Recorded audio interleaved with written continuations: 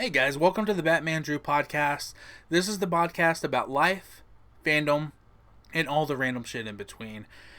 And this today is our loot drop review of Ghost of Tsushima.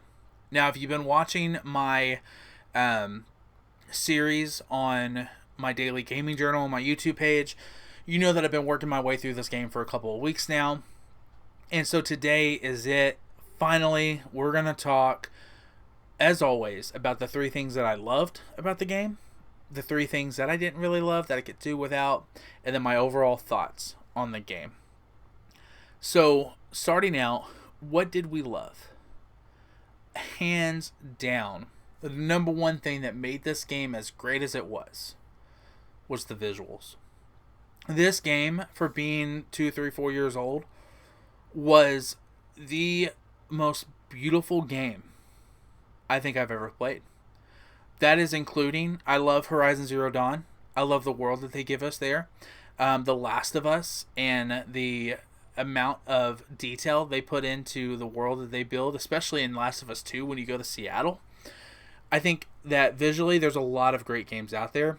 I don't think they compare to Ghost of Tsushima. Was everything about the visuals perfect? No. But the color schemes, the vibrantness of the colors that we got within his armor, the blood, the grass and the trees and the field and the snow and everything.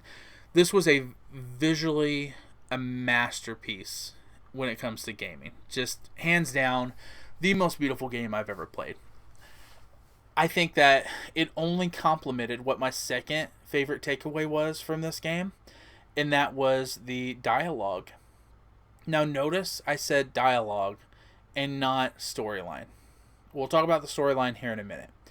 But the dialogue, I don't know how to describe it, which is pretty ironic because I'm talking about the dialogue. But the wording used was just as beautiful as the scenery around us. I thought that although at times it was predictable what was going to be said and done, didn't take away from the delivery of the dialogue in this game. Whether it's a conversation with Jin and Yuna, or a conversation with Khan, or with his uncle, or things like that, I felt like this game took a lot of effort into making sure that we just didn't dumb down the conversations, if that makes sense. So I thought the dialogue of this game really went a long way to holding up what, in my opinion, was a subpar plot. But we'll get to that again here in a second. The last thing that I loved about this game that I thought really separated it and set it apart from other games in the genre was its combat style. I adored the fact that you had to learn different stances and interchange your stances mid-combat based off who you were battling. That was brilliant. Like, it really was. Like, a lot of games will have you kind of grow, your armor gets better, or your weaponry gets better, and it'll help you attack. But the actual fighting style doesn't change. This was different.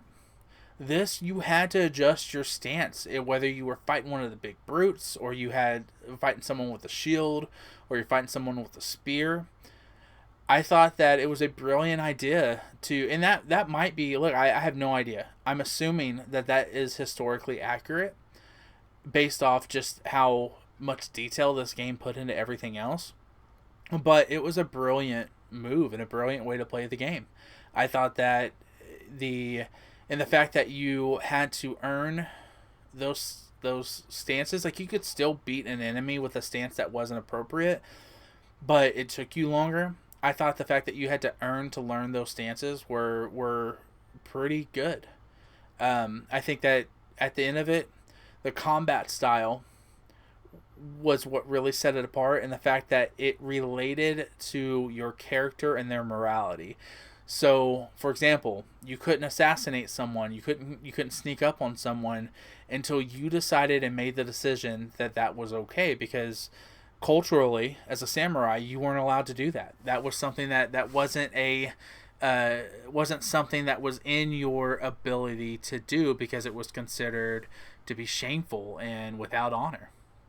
So I thought that was a great addition to the game, to be able to adjust your gameplay based off who you were fighting against. So those are my top 3 takeaways. There are other things about the game I love, don't get me wrong. I thought that the armor system and the way you upgrade your weapons was simplistic but good. I thought it was easy to be able to earn, or to find the things that you needed to do to give your weaponry its upgrades. I thought that the side quests and the side stories with the other characters were solid. A lot of things that I loved about the game. But those were my top 3 takeaways. So I'm curious, what did you think? Let me know in your thoughts. Am I off base on any of them? How did you feel? What were your top 3 takeaways from the game? There were a handful of things that I could live without, however. I apologize. In the background, you hear my dog barking because it's thundering outside. So if she doesn't stop here in a second, I might have to go tell her to. Give me 1 second, guys. And we're not back. Hold on. Alright, we're back now. So, the things that I could have lived without, other than my dog barking. I wasn't a fan of not having a miniature map at the bottom of the screen. Now, I've seen debates about this before. I've seen a lot of people talk about how it really, getting rid of the map made the game smarter. It didn't dumb down the process for us and things like that. I thought it was dumb. I did. I thought it was dumb. I thought the fact that you could not have a miniature map at the bottom of your screen, that you had to follow the breeze of the wind, it was annoying. And I think the biggest part about why it was annoying was because you couldn't see anything in front of you landscape-wise. So if you were heading in a certain direction, but that ended up being like a little bit of a water or river or something coming through that you needed to go around, you didn't know it was there. So what I started doing was, anytime I was running, when given an option to go on a path, I would always go down. Always go downhill, always go down the mountain or whatever, because I found that usually led me to where I needed to go better. But the fact that we didn't have a map, I thought was a little bit silly, if I'm being honest. The second thing that I feel like I could have lived without was how they handled the death of your horse. I had a little bit of a debate on some people online about this.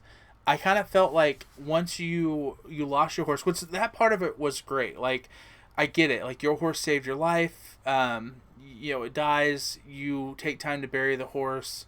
You had this bond with the horse. Like, I'm all for it. But I felt like what made that bond great was the animation that the horse gave in between cutscenes and the start or the end of missions and things like that. So, like, my favorite was you and the horse sleeping, where the horse is laying down, you're able to use your horse as a pillow. I think those are the things that gave that relationship life, which made the horse's death impactful. But I thought you took all that away when you end up getting a new horse, and that new horse had the same animations as your old horse. It just, for a game that gave us so much thought and detail into every aspect of it, that was a miss. It was a miss. It was a cut and paste, cut scenes or animations for the horse that I felt was shitty. Honestly, I do. And I hate horses. If you don't know anything about me, I'm afraid of horses, terrified of horses. I don't like horses. I don't want to be around them. But in this instance, I just kind of thought that it took away from everything you built leading up to the death of your horse, where you were in the third act of the game. You could have made a few animations different than what we had seen leading up to it for your new horse. So that was my second takeaway, things I didn't really care for, which leads me to my third / number one, I guess. And that is, I did not care for the storyline of the game. The storyline wasn't bad. It wasn't like the storyline lacked any kind of depth or thought. It was just so predictable. all the way leading up to the fact that you're going to fight your uncle at the very end on your father's grave. It's predictable. Like, I saw everything coming, and although everything else about the game kept me so super engaged, that the predictability of the storyline didn't take me out of it. It could have been better. I think that at the end of the day, this storyline was a little cliche. Again, it was predictable, and it didn't match everything else they gave us in the game. But everything else was so good that I don't know if it was, a deal breaker for me. I think that also this game, I think because of how predictable the storyline was, it's keeping it out of my top 10 list of all-time favorite games. I have not put that list together yet, but I will tell you that when I think of my top 10 favorite games, I know I can name 10 more over the Ghost of Tsushima. I just can. So I think that, I think ultimately that the predictability of the storyline hurt it. So I would love for Ghost of Yotai to give us a little bit more depth in the storyline, a little less predictability, and give us something unique and different. So we'll see how that pans out. But listen, overall, general thoughts, this was a great game. Shame on me for taking me a few years to play it. I owned the disc, never played it. Ended up getting it through the PlayStation Network as one of the free games. Sat on it forever. Finally ended up playing it. And if it wasn't for the Ghost of Yotai coming out, I don't know if I would have played Ghost of Tsushima, but I'm glad I did. This was an excellent game. If you're on the fence about it, definitely it's one that you gotta play. I think that everything from the combat to the dialogue to the visuals, phenomenal. So hats off to you. Great game. I am very much looking forward to Ghost of Yotai, and I'd love to be able to see kind of where the series takes us. So, in a thumbs up or thumbs down world, this game, definitely a thumbs up. Listen, thank you guys for being here. Thank you guys for listening to me ramble off about the Ghost of Tsushima. Fuck my opinions, though. What do you think? What do you think about the game? Are you a fan? And did you have some of the similar thoughts that I did? And tell me, why do you think it was shitty that they did the horse dirty like that? That's just my opinion. So remember to like, subscribe, and all that other kind of fun stuff, guys. Again, thank you. I'll see you guys again next time on the same Batman Drew channel. Wait, I messed that up. I'll see you guys next time at the same Batman Drew time on the same Batman Drew channel.